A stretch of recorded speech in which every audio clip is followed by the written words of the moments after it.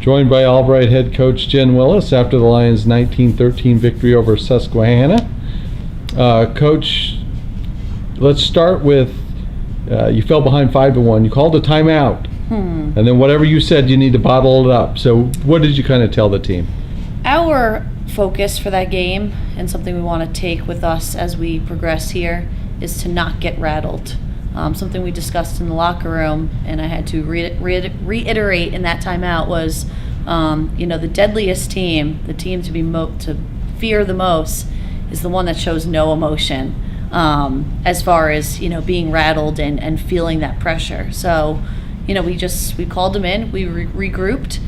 Coach Chloe, being an alum of Susquehanna, shed her anger in that moment of the scorers thus far. And like I said, I kind of regrouped their focus and their mindset of don't get rattled. It's fine. Regain your composure, and let's go out and let's do this. You got 5 goals from Farrell and 5 goals from Amanda Smith. Anytime you get 10 goals from 2 players, that's probably a good thing. Yeah. How much better does it make your team when they're scoring like that?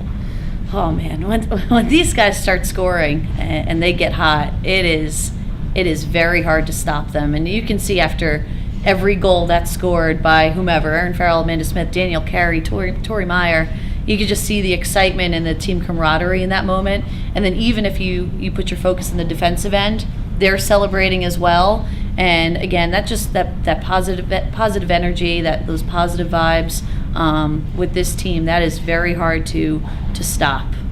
Let's talk a little bit about Danielle Carrie. She scored a bunch of goals this year. She had 4 yesterday.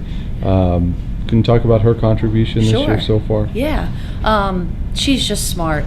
Whether it's lacrosse-wise, academic-wise, she is just a very intelligent kid. So when you put her out on the lacrosse field, whether it's shot placement, whether it's what to do in the ball in that moment, how to handle pressure, she just has that lacrosse IQ that's able to handle and break all of that down. She's reliable with the ball. Like I said, she's a lefty, believe it or not, but you almost don't even know because she's just so fluid, stick work wise with the right and left hand, that just makes her one of the most reliable players out there. Let's talk about your senior goaltender, Emily Hudson. Mm-hmm. She was pulled in the previous game. Yes. Bounced back. Thought she made some really key saves in the second half. Yes. Can you talk a little bit about her game? Sure. She just has that calm, cool, and collectedness to her. She really does. She's just, I think sometimes goalies have that stigma of being a head case, and she really is very level-headed, and she keeps her composure out there. And again, that's one of our focuses. And when a team sees a goalie, down 5-1 right in the beginning, and someone who's still keeping that composure, that's fearful.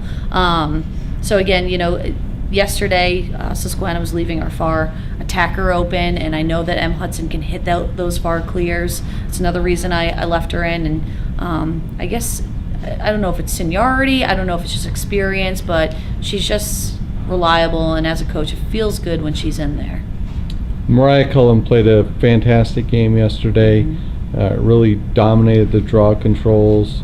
You won 10 straight to start the second half, and she actually ended up with 10 draw controls herself. Could you talk a little bit about her performance? Sure. The draw control is so specialized, and it really takes some time to progress with. And I think yesterday was a milestone for Mariah. She was playing the draw super smart. She was placing it well. She was communicating with her teammates on the circle and both behind the attacking line. As she prepared for it to go up, telling them, how to go about it, where to set up. She really is coming into that center position very nicely. We've got a couple big games this weekend, Buffalo State on Saturday and then Utica on Sunday. Can you talk about this weekend? Sure. Two great programs. You got Buff State that's in the SUNYAC conference, which I obviously know very well, and then the Utica program in another prestigious conference, the Empire 8, and again, one I know very well from coaching there. So right off the bat, kind of going ahead here, Utica is just bragging rights. I personally want to win that game, especially on Utica's home field. And Buff State is we have a connection there with Senior and Farrell's sister having graduated from there last year. So I think the competition level is right there with us, and it's just going to be two solid, competitive, aggressive games.